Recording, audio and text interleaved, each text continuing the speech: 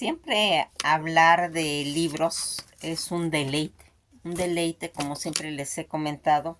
Eh, no nomás ahora que tenemos la gran ventaja de que en las redes pues podemos en internet pues encontrar todo este tipo de material fácilmente y que pues nos da ese placer de podernos introducir en ese mundo en el que por medio de la literatura va a ir abriendo ventanas para poder ver el mundo. Aquí quise adelantarme un poquito porque estamos viendo historia de México, pero también va paralelamente pues los libros que van haciendo todos estos personajes. Hoy pues como vieron hablamos de Guillermo Prieto, pero aquí quiero marcar otra cosa. Cuando Guillermo Prieto era muy chico, cuando entra al instituto a estudiar, se va a encontrar con otro personaje. Él tenía más o menos unos 15 años, Guillermo Prieto, y va a encontrar a un compañerito de unos 11 años de edad, llamado Manuel Paino, que más adelante él va a escribir una obra. Mañana vamos a hacer la biografía de Manuel Paino, en los que ustedes se van a asombrar de este personaje. Ahorita vamos a comentar el libro tan famoso donde se va a retratar pues toda una ciudad en la que va a ir haciendo pues esa narración de un viejito pacífico, tranquilo, bondadoso, que va a ir contando pues lo que ocurría en una ciudad. Manuel Paino va a hacer Los bandidos del Río Frío, que es una novela escrita por ese escritor mexicano Manuel Paino y que va a ser publicada por entregas por medio de folletines. Primero, pues en Barcelona desde 1889 a 1891 y después en México en 1892 a 1893. Consta casi de 117 capítulos, pues los cuales va a ir retratando a esa sociedad mexicana. Una sociedad mexicana de finales de la década del siglo XVIII y a finales de la década de 1830, sus mitos, la religión, pues los hábitos y ese complejo y prejuicios mediante el pues entrecruzimiento de historias, de personajes inspirados pues inclusive a veces en la vida real, que es eso. Esta novela de género, de novela escrita en español y realizada, como mencionamos, en España y posteriormente en México por Manuel Paino, Los bandidos del Río Frío, que está catalogado en dos tomos, en primero y segundo tomo, en el que vamos viendo pues esa historia que se va a desarrollar en ese México, pero en un México a principios del siglo XIX. Juan Robreño, que va a ser el personaje e hijo de don Remigio, que va a ser administración de una hacienda, donde Diego Melchor y Baltasar, conde de Saus, y Juan y la hija del conde, Mariana, se van a enamorar y van a concebir un hijo ambos. Piden a don Remigio que pues interceda por ellos ante el conde pues para poderse casar. El conde se opone pues a ese matrimonio y pide a don Remigio que mande a su hijo pues a la frontera norte para que de esta manera pues María pueda olvidarse en su forma de pensar que simplemente era un capricho. Al ausentarse el conde de su casa, Mariana va a dar a luz y con la ayuda de una sirvienta, Juana va a asistir al parto de su amada, pero para ello pues van a abandonar pues el puesto militar que él estaba cuidando. El hijo pues va a quedar al cuidado de una tía de Juan, pero en cierta forma es robado por una hierbera que pretende sacrificarlo al dios Tonantzin. Se puede decir que para curar la Pascuala, propietaria del rancho de Santa María de la Ladrillera. Cuando el niño va a ir creciendo con el destino, pues lo lleva a encontrarse con su padre, quien para pues entonces era uno de los bandidos del Río Frío. Todos estos antagonistas de la novela, que son Evaristo, Ebanista y Tornero, el coronel Relumbrón, el cual fue, pues se puede decir, inspirado en aquel personaje histórico, el coronel Juan Ñáñez, quien fue ayuda de campo en la época de pues, Antonio López de Santana, y ejecutado el 19 de julio de 1839 por haber organizado a un grupo de bandidos llamados Los Dorados. En la novela se puede ir distinguiendo tres etapas pues muy importantes. Primero, la pérdida de San Juan ocurrida en diciembre de 1820 y el asesinato de Tules, que ocurrió en diciembre de 1830, y todos esos acontecimientos de diciembre que ya para 1836, durante la feria de San Juan de los Lagos, la novela va a terminar contando con destinos, pues se puede decir, finales de los personajes, principalmente después de 1839. Los personajes de la novela, que mencionan casi a más de 200 personajes, entre los cuales se encuentran pues la Pascuala, propietaria del rancho Santa María de la Ladrillera en Tlanepantla. Ella va a estar casada con don Espiridión y con un hijo del mismo nombre. Espiridión, hijo que es amigo de Juan, Moctezuma III, hijo adoptivo de Pascuala, y Espiridión es descendiente del príncipe azteca y es amigo de Espiridión, hijo de don Juan, hijo de don Juan Robledo y de doña María. El licenciado Lamparilla, amigo de la Pascuala e inspiración, pues va a llevar el caso de los reclamos de Moctezuma III en contra del gobierno, porque aquí esa situación se estaba hablando. El doctor Codomium atiende a un extraño embarazo de Pascuala y se autodeclara pues incompetente. María Matinara y María Jipila son dos brujas. La primera se va a robar a Juan cuando es pues muy pequeño, y pues ambas son llamadas las curas para Pascuala, pues que llevaban 13 meses de embarazo, según ellos, para ellos asistir al santuario de la Virgen de Guadalupe, a quien tomaban pues como Tonantzin. Pretendían sacrificar a Juan para curar el embarazo de Pascuala, pero ante la negativa de este, pues deciden abandonar al niño pues, a su suerte.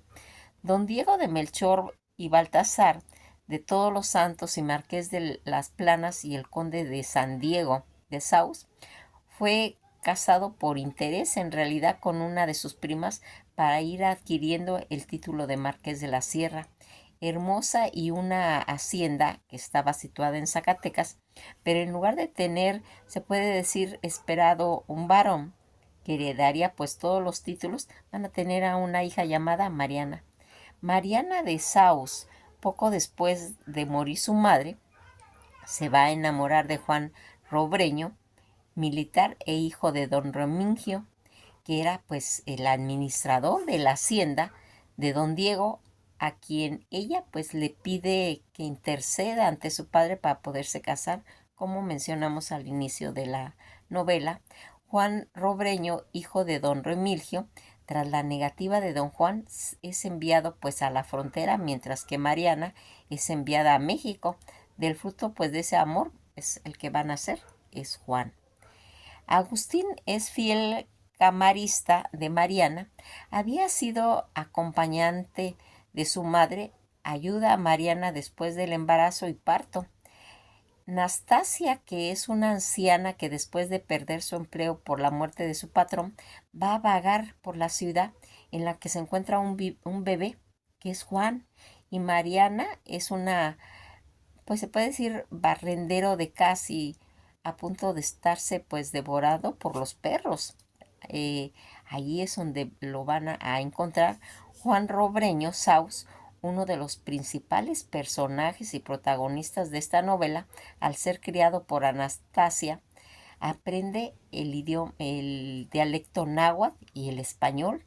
Se va a convertir en ayudante de Evaristo cuando éste asesina a su esposa y se ve involucrado en una pelea donde deciden huir y cambiar su nombre por el de Marcos.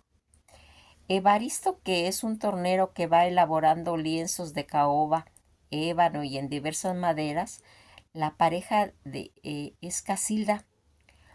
Cuando conocen a Tules en la casa del conde, deciden pues aburrir a Casilda para conseguirse casar de nuevo pues con ese amor, cumplir su cometido, pero al paso del tiempo se aburre y Túnez pretende pues hacer al mismo para pues regresar. La Casilda un domingo regresa pues borracho de la cantina y la golpea a Túnez hasta casi matarla. Se escapa a Chalco para unirse con los bandidos y los negocios del coronel Relumbrón. Casilda, que es la amante de Evaristo y causa de interés romántico de Juan, y así se van mencionando poco a poco todos los personajes en los que se va a ir haciendo. Desde que fue pues publicada esta novela, esta obra, no ha dejado de reeditarse. Mario Azuela llegó a comentar que apreciaba más la obra por su carácter documental en sí que su labor literario, pues en ella se refleja en sí la manera fiel del español hablado en México y el último cuarto siglo del siglo XIX y del hablar popular vigente durante pues toda la vida del autor, especialmente a partir de la época de Santana. Tanto Joaquín García Escabacheta como Francisco J. Santamaría la van a ir utilizando como una base para un diccionario mexicanismo. Evelia Trejo Estrada y Álvaro Matute señalan como una obra, como un caso notable de conciencia histórica. La historiadora Nicola Girón la definió como una contribución literaria realista de la sociedad expuesta pues en un cuadro pues histórico. Todas estas adaptaciones que se han ido haciendo a través del cine y la televisión, pues la primera adaptación que se hizo al cine se realizó en 1938. La película se exhibió con el mismo título y fue dirigida por Leonardo Westphal y protagonizada por Victoria Blanco y Víctor Manuel Mendoza. Según la crítica de Emilio García Rivera, esta película estuvo muy mal filmada y el guión pues adaptada por Alfonso Patiño Gómez hizo trizas la obra de Paino. Y dicen que en 1956 la segunda adaptación de la novela fue dirigida por Rogelio A. González y protagonizada por Luis Aguilar y Rita Macedo. Se exhibió en dos partes, la primera con el nombre original de la novela y la secuela con el nombre de Pies de Gato, en la que pues aquí va a tener esa historia que no es del todo fiel a la novela, pero tuvo un éxito realmente relativo por todas las actuaciones, primeramente pues de Luis Aguilar y de Rita Macedo, ¿verdad? En 1976 en televisión producida la telenovela homónima, que fue como una adaptación pues a todo ese guión realizado por Edmundo Báez, fue dirigida por Antonio Jiménez Pons y la pues protagonización en esa época pues ya sería de esta Julisa, Rogelio Guerra, Blanca Sánchez, Julio Aldama y Sergio Bustamante, entre otros. Todas estas situaciones en las que nosotros vamos dándonos cuenta, porque fíjense en que si hay algo que caracteriza a esta obra, pues es ver cómo se desenvolvía en realidad el México de esa época, sus calles, sus tradiciones, sus leyendas, lo que ocultaba cada casa, lo que ocultaba cada situación y que se van a ir reflejando por medio de la literatura, que como bien se dice, va haciendo más que una obra literaria, un documento fiel de la tradición de un pueblo, de una nación y que va a ser una crónica tanto contemplada en cosas cotidianas, pero algo que llama mucho la atención es la forma de hablar, esa forma de hablar en la época de esta situación. Algo que les quiero yo comentar, ¿sí? ¿Se acuerdan cuando habíamos estado hablando de la intervención francesa, de la primera intervención francesa, en la que pues se hace una negociación en la época de Benito Juárez de pagar la deuda externa que realmente no se podía pagar y se hacen negociaciones en la cual ya habíamos comentado de que Manuel Doblado va a ser uno de los personajes en hacer esa negociación, pero más adelante la próxima organización de ir pactando cómo se iba a pagar todas esas situaciones, ya habíamos dicho que en esa época pues había estado relacionada con Inglaterra, con Francia y con España. Cuando Manuel Doblado hace esa negociación, se retira Inglaterra y España y se queda eh, este, eh, Francia, donde más adelante van a mandar al emperador Maximiliano, que eso lo vamos a ir platicando poco a poco. Aquí va a tener un papel fundamental Paino. Él va a ser el encargado de hacer esa segunda re, pues, reorganización, de poder tener y pactar una forma de hacer ese pago de la deuda externa. Pues nos vamos a quedar hasta aquí. Totalmente son muy muy interesantes todos estos personajes y que vamos a ir pues platicando poco a poco. Les recomiendo pues así muy mm, con mucha pasión. Lean, si tienen la oportunidad, lean Los bandidos del Río Frío, porque en esa forma van a conocer cómo era nuestro México, ¿sí?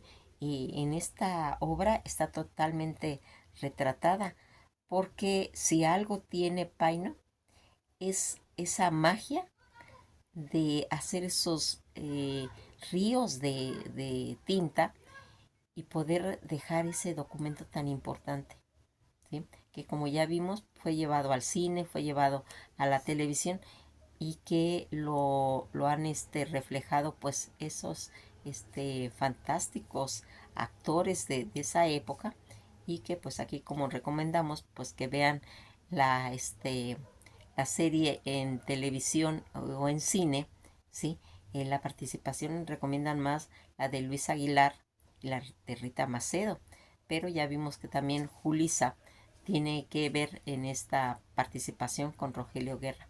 Pues que pasen un feliz día, y si no tienen la oportunidad de tenerlo físicamente el libro, pues simplemente véanlo en internet, en audiolibros. No importa en realidad la forma en que lo podamos llegar al conocimiento de esta obra. Ya les he comentado que una de las formas de poder tener tiempo, porque ahorita no hay tiempo para nada, se va el día pero terrible, grábenlo en una memoria, ¿sí? Pues ahí en un radiecito, en cualquier aparato que tenga su puerto, conectan su memoria, pueden hacer sus actividades, ya sea manejar, ya sea hacer sus labores diarias en la casa, las mujeres o los hombres cuando están arreglando alguna situación, ya sea de su carro o de las cosas de la casa que se requieren, pues que el esposo intervenga, como con poner una plancha, la licuadora, la luz, un foco, no sé, ¿sí? Entonces pueden poner pues su memoria donde venga grabada Los bandidos del Río Frío, y así poder darle un avance al conocimiento, aparte de tener un espacio de no estar nomás divagando y pensando cosas, sino también llenarnos de cultura, llenarnos de conocimiento, por lo cual es también muy importante a partir de que estamos hablando de la historia de México, y que en este caso estamos mencionando este libro tan importante, ¿sí? Porque aquí va marcando pues las costumbres de nuestro México. es muy importante, como se ve la de la historia, también las crónicas. Ya hemos ido haciendo bastantes crónicas de la Ciudad de México, pero aquí, al tener conocimiento de este libro, se puede decir que avanzar y entender muchos de lo que fue pasando a través de las casas, de los edificios, de todas esas costumbres que a través de las crónicas se van conociendo. Y este libro pues nos daría la ventaja de pues tener una visión sembrada en eso. Recuerden, los bandidos de frío del Río Frío nos va a dar esa oportunidad. Que pasen una agradable tarde y esto ha sido todo por hoy.